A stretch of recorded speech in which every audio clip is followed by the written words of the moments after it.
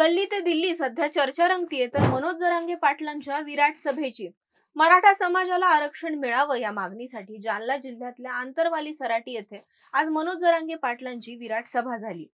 जरांगेंच्या या सभेसाठी मराठा समाज लाखोंच्या संख्येनं जमला. आरक्षण नाही मिळालं तर ते छाताडावर बसून घेऊ असा एल्गार जरांगेंनी सभेतून केला. सरकारला दिलेला अल्टिमेटम ते मुख्यमंत्री उपमुख्यमंत्र्यांवर केलेले थेट आरोप. जरांगेंच्या या 5 गोष्टी सरकारला गोत्यात आणू शकतात. नमस्कार, मी भाग्यश्री आणि तुम्ही पाहत आहात टीओडी मराठी. मराठा समाज लाखोंच्या संख्येनं आंतरवाली सराटीत जमला तो मनोज जरांगेंच्या सभेसाठी. मराठा आरक्षणाच्या प्रश्नावरून जरांगे पाटलांनी आक्रमक भूमिका घेतली. मराठा समाजाच्या पदरात आरक्षण टाकल्याशिवाय 1 इंचही मागे हटणार नाही असा थेट इशारा मनोज जरांगेंनी दिला आणि सरकारला चहूबाजूंनी घेरलं. सरकारला गोत्यात आणू शकणारी जरांगेंची सगळ्यात पहिली गोष्ट म्हणजे त्यांची हीच ठाम भूमिका.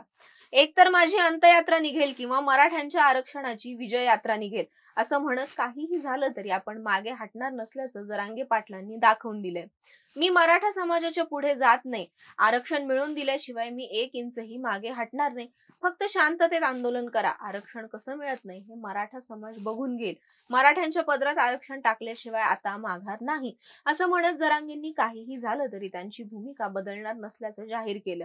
त्यामुळे सरकारनं कितीही प्रयत्न केले तरी जरांगे त्यांच्या मागण्यांवरून मागे हटणार नसल्याचं आता स्पष्ट झालंय. आता दुसरी गोष्ट म्हणजे जरांगेंनी थेट नाव घेत मुख्यमंत्री आणि उपमुख्यमंत्र्यांवर केलेले गंभीर आरोप. मुख्यमंत्री एकनाथ शिंदे, उपमुख्यमंत्री देवेंद्र फडणवीस आणि उपमुख्यमंत्री अजित पवार हे भुजबळांना मराठ्यांच्या विरोधात वक्तव्य करण्यास सांगितल्याचा गंभीर आरोप जरांगेंनी केला. जरांगेंच्या या रोखठोक भूमिकेमुळे सरकारची मात्र आता पंचायत झालीय. आता पुढची गोष्ट म्हणजे जरांगेंनी एवढा एकच आरोप केला का? तर नाही. त्यांच्या अटकेची मागणी करणाऱ्या गुणरत्न सदावर्तेंवरूनही जरांगेंनी थेट फडणवीसांना सुनावलंय. गुणरत्न सदावर्ते यांना त्यांच्या मालकांनी समज द्यावी.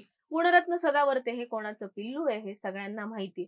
चेल्यांना मी उत्तर देत नसतो असंही जरांगे पाटील म्हणाले. मला अटक करणं सोपं आहे का? मराठा लोकांच्या विरोधात आग ओकायचं कमी करा.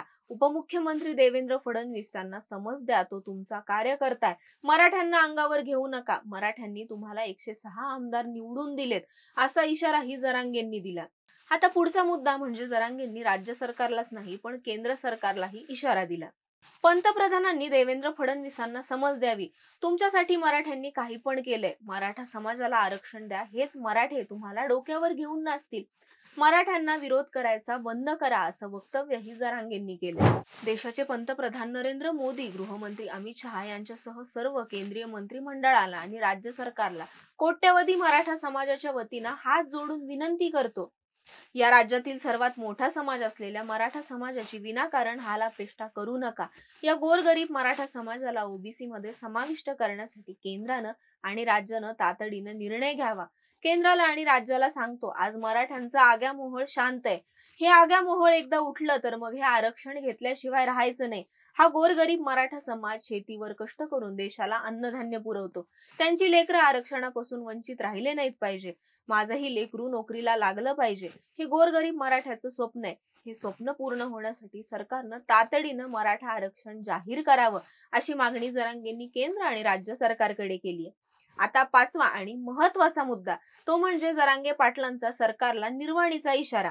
जरांगेंचा अल्टिमेटम सरकारला नक्कीच गोत्यात आणू शकतं. जर 24 ऑक्टोबरच्या आत आरक्षण दिलं नाही तर मी टोकाचं उपोषण करणार. एकतर माझी अंतयात्रा निघेल किंवा मराठ्यांच्या आरक्षणाची विजय यात्रा असं म्हणत मनोज जरांगे पाटलांनी सरकारला अल्टिमेटम दिलंय. तुमच्या हातात 40 दिवसांपैकी 30 दिवस तर झालेत. 10 दिवस शिल्लक आहेत. आज लाखोंनी आलेला जनसमुदाय जो उसळलाय त्यांचं एकच म्हणणं आहे की राहिलेल्या 10 दिवसात मराठा समाजाला आरक्षण जाहीर करा. माझ्या मायबाप मराठा समाजाला जो शब्द दिलाय त्यावर आजही ठाम आहे. 40 दिवस दिले, यामध्ये आम्ही एकही शब्द विचारला नाही. तुमच्या हातात आणखी 10 दिवस आहेत. या 10 दिवसात मराठा समाजाला आरक्षण पाहिजे. जर तुम्ही नाही दिलं तर मग 40व्या दिवशी सांगू असा शेवटचा इशारा जरांगेंनी सरकारला दिलाय. आता 10 दिवसांपेक्षा जास्त काळ वाट पाहण्याची आमची तयारी नसल्याचं जरांगे म्हणाले. आता त्यांच्या प्रमुख मागण्यांवरही एकदा नजर टाकू. पहिलं म्हणजे मराठ्यांचा ओबीसी मध्ये समावेश करावा.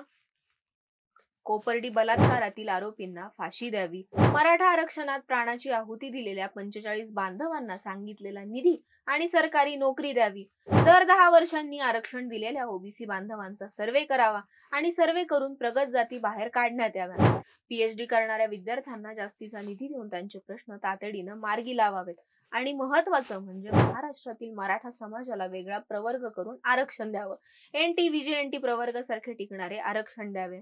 आता या आंदोलनाची पुढची दिशा 22 ऑक्टोबर रोजी सांगितली जाईल. मराठा समाजानं सज्ज व्हा असं आवाहन जरांगेंनी केलंय. मनोज जरांगे पाटलांच्या आंदोलनाला आता काय वळण लागेल हे तर लवकरच स्पष्ट होईल. पण जरांगेंचं हे आंदोलन आणि आजची सभा सरकारला खरंच गोत्यात आणेल असं आपल्याला वाटतं का? तुमची प्रतिक्रिया कमेंट करून सांगा आणि टाइम्स ऑफ डेमोक्रेसीच्या YouTube चॅनलला सबस्क्राईब करायला विसरू नका. राजकारणाचं अचूक विश्लेषण आणि ताज्या घडामोडींचे विश्वसनीय व्यासपीठ टाइम्स ऑफ डेमोक्रेसी TOD मराठीच्या सर्व डिजिटल प्लॅटफॉर्म्सना लाईक, शेअर आणि सबस्क्राईब करा. तसंच नोटिफिकेशन्स मिळवण्यासाठी बेल आयकॉन प्रेस करायला विसरू नका.